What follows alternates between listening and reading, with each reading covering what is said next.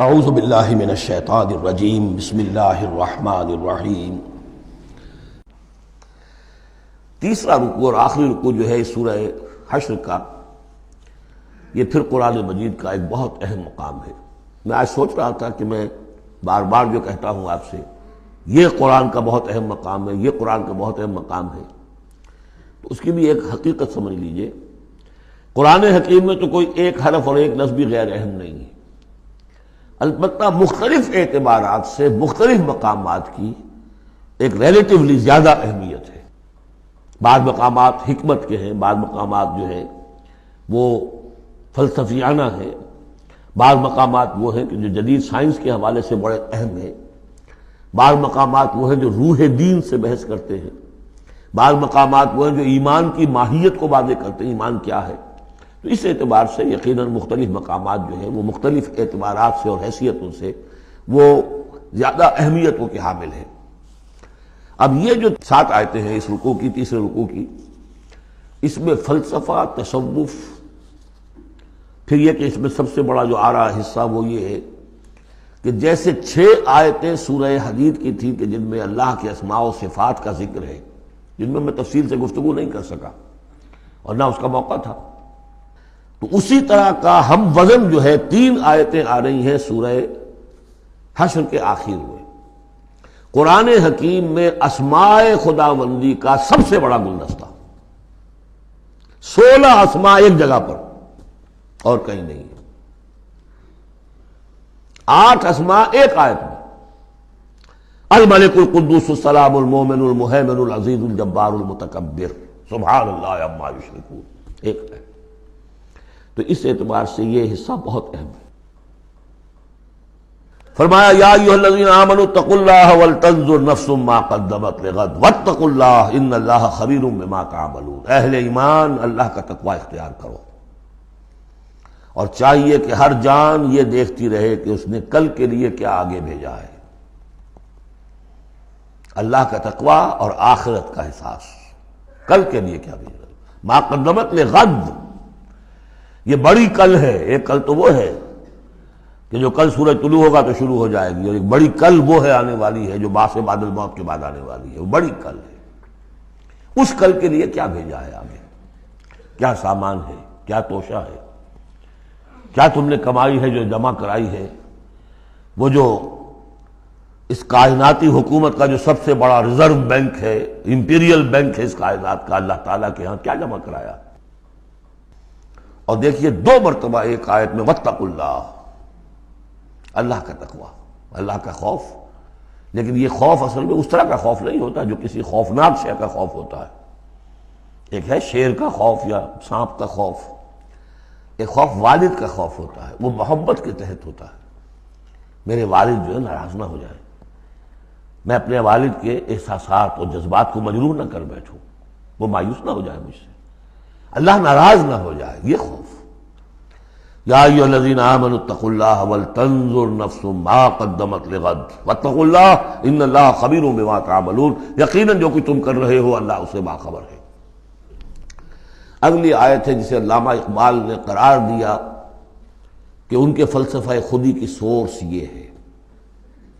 سید نذیر نیازی نے ہمارے ہاں قرآن کانفرنس میں باقاعدہ بیان کیا، ان کے مضمون میں بھی موجود ہے یہ، کہ میں نے حضرت علامہ سے یہ سوال کیا کہ آپ کے فلسفہ خودی کے بارے میں بڑی جیب گوئیاں ہوتی ہیں، کوئی کہتا ہے کہ فلاں نیٹشے سے آپ نے اخذ کر لیا ہے، فلاں سے کر لیا ہے، آپ بتائیے کہ آپ کے اس فلسفہ خودی کی سورس کیا ہے۔ تو علامہ نے فرمایا کہ اچھا کل آ جانا فلاں وقت۔ تو کہتے ہیں کہ میں اتنا خوش رہا کہ شاعر مشرق اور حکیم الامت مجھے یہ اعزاز بخش رہے ہیں کہ میں جاؤں گا اور وہ مجھے ڈکٹیٹ کرائیں گے کہ میرے فلسفہ خودی کی سورس کیا ہے۔ تو میں گیا اور بہت خوش خوش گیا، پینسل کاپی لے کر گیا۔ جب میں گیا تو کہا ذرا قرآن مجید اٹھا لاؤ، تو ایک تو مجھ پر وہ ویسے ہی پڑ گئی۔ پھر کہا کہ ذرا کھولو سورہ حشر نکالو اور یہ آیت پڑھو، وَلَا تَكُونُوا كَالَّذِينَ نَسُوا اللَّهَ فَأَنسَاهُمْ أَنفُسَهُمْ اولئک هم الفاسقون۔ یہ ہے میرے فلسفہ خودی کی سورس۔ دیکھنا مسلمانوں، ان لوگوں کی طرح نہ ہو جانا جنہوں نے اللہ کو بھلا دیا۔ تو اللہ نے انہیں اپنے آپ سے غافل کر دیا. فَأَنْسَاهُمْ أَنفُسَهُمْ، اس کے کیا معنی؟ کیا کوئی خدا سے غافل جو اپنے آپ کو بھول جاتا ہے؟ اپنے پیٹ کا خیال نہیں رہتا اس کو؟ اپنے جسم میں کوئی پھوڑا نکل آئے تو علاج نہیں کراتا؟ کس چیز سے غافل ہے؟ وہ اپنے جسم سے غافل نہیں، وہ اپنے حیوانی وجود سے غافل نہیں، اس کے تقاضوں سے غافل نہیں، اس کی اپ کیپ، اس کی مینٹیننس، اس کی ویئر اینڈ ٹیئر کو درست کرتے رہنا، کسی چیز سے غافل نہیں. معلوم ہوا کہ اس حیوانی وجود کے علاوہ کوئی حیثیت ہے انسان کی، اصل حقیقت جس کو انسان بھول جاتا. اور یہ ہم پڑھ چکے ہیں سورہ مجادلہ کے اندر بھی الفاظ آئے تھے کہ شیطان نے انہیں اللہ کو بھلا دیا. فَأَنْسَاهُمْ ذِكْرَ اللَّهِ اسْتَحْوَذَ عَلَيْهِمُ الشَّيْطَانُ فَأَنْسَاهُمْ ذِكْرَ اللَّهِ، شیطان نے ان پر قابو پا لیا ہے اور انہیں بھلا دیا ہے، اللہ کے ذکر سے غافل کر دیا ہے. تو جو لوگ اللہ کو بھلا دیتے ہیں وہ اپنے آپ سے، اپنی اصل حقیقت سے غافل ہو جاتے ہیں. وہ اپنے آپ کو کیا سمجھتے ہیں؟ حیوان. اور آج کا ہماری جو تہذیب کا جو مرکزی نقطہ ہے آج کا گلوبل سویلائزیشن کا، کہ انسان نرا حیوان ہے، اور اس میں سب سے بڑا پارٹ پلے کیا ہے ڈاروین کے نظریہ ارتقاء نے. حیوان جیسے اور حیوان ہے ویسا حیوان انسان ہے. اتنا ہی فرق ہے نا جتنا گھوڑا اور گدھا. گدھا ذرا کورس قسم کا ہے، ذرا گھٹیا رف قسم کا جانور ہے، اور ذرا گھوڑا فائن ہے، ریفائنڈ ہے، تمکنت والا. باقی بنیادی فرق کیا ہے گدھے میں اور گھوڑے میں؟ اسی طرح گوریلا اور شمپینزی اور انسان، کیا فرق ہے؟ اتنا ہی فرق ہے جتنا گدھے اور گھوڑے میں ہے، اتنا ہی گوریلا اور شمپینزی اور انسان میں ہے. کوئی فرق نہیں. وہی موٹیوز جو ان کے ہیں وہی موٹیوز ان کے ہیں، سارے وہی موٹیوز ہیں. سائیکالوجی ہے تو اسی پر چل رہی ہے. جو محرکات عمل ہیں انسان کے وہ وہی ہے جو حیوان کے، کوئی اور ہے نہیں. یہ ہے اصل میں اس دور کا المیہ، اللہ کو بھول جانا اور اپنی اصل حقیقت یعنی روح. اللہ کو بھلاؤ گے تو تمہارے اندر جو ڈیوائن ایلیمنٹ اس نے پھونکا تھا اس سے غافل ہو جاؤ. اب کیا رہ گئے تم؟ میرے حیوان. میں نے آپ کو اس سے پہلے بھی وہ اپنشد کا جملہ سنایا ہے. Man in his ignorance identifies himself with the material sheaths which encompass his real self. Real self تو میری انا ہے، میری خودی ہے. اور یہ انا خودی فلسفیانہ الفاظ ہے کس شے کے لیے؟ وہ جو روح ہے میرے اندر ہے، نور تجلی بھی اسی خاک میں پنہاں، غافل تو نرا صاحب ادراک نہیں ہے. نقطہ نوری کے نام او خودی، زیر خاک ماں شرار زندگی. لیکن اس سے غافل، جب اس سے غافل حیوان رہ گئے. جب حیوان رہ گئے اولئک ھم الفاسقون. تو حیوان کے لیے تو کوئی مورل لا ہے نہیں. اور ارلی فرینچ لٹریچر جو ہے پچھلی سینچری کا وہ سارا اسی پر بیسڈ ہے. وہ ساری دلیل یہاں سے لاتے ہیں کہ انسانوں نے اپنے اوپر قیدیں لگا لی ہیں. بیوی بیٹی ماں میں فرق کرنا، حیوانات میں کوئی فرق کرتا ہے؟ نیوڈسٹ کلب سے اگر پوچھے کہتے ہیں حیوانات میں سے کوئی لباس پہنتا ہے؟ انسان نے خواب کا تکلف ایجاد کر لیا. ان کے لیے سورس ہے وہی حیوانوں کی زندگی، انہی سے سبق حاصل کرو.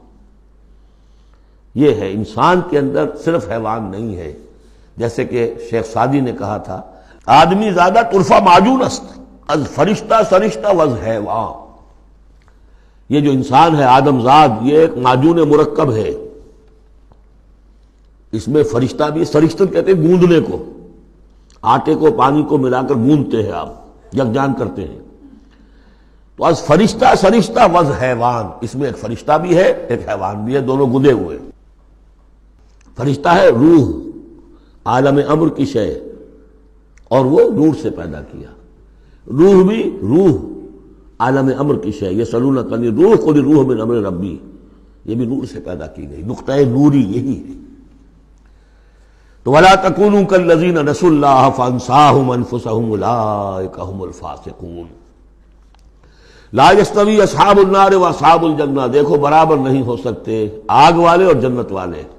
اصحاب الجنت هم الفائزون، یقیناً جنت والے ہی کامیاب ہوں گے. اللہم ربنا اجعلنا منہم، اللہم ادخلنا الجنۃ مع الابرار، اللہم اجرنا من النار، یا مجیر یا مجیر یا مجیر۔ صدق اللہ العظیم۔